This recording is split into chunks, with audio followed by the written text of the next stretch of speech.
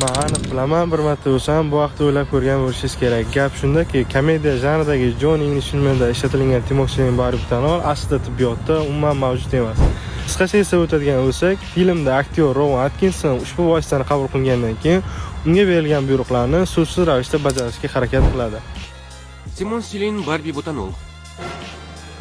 Umuman olganda, yoshligimda mana bu vosita qanaqadir narkotik modda bo'lsa kerak va shu sababli inson hushida bo'lmaganida unga berilgan buyruqlarni so'zsiz ravishda bajarishga harakat qiladi deb o'ylardim. Hozir esa meditsinada bu vosita haqida hech qanaqa gap yo'qligini yaxshi bilaman. Shunchaki timoksilen barbitanol aktyor harakatlarini ifodalashda komediya kontekstida ishlatilgan. Bundan tashqari ba'zi ma'lumotlarga qaraganda amobarbitol yoki barbipuratol sinfiga mansub dori vositalariga bevosita ishora qilingan bo'lishi mumkin. Ma'lumot o'rnida aytib o'taman, barbipuratlar sedativ, ya'ni asab tizimini pasaytiruvchi ta'sirga ega. Ular shunaqa gaplar.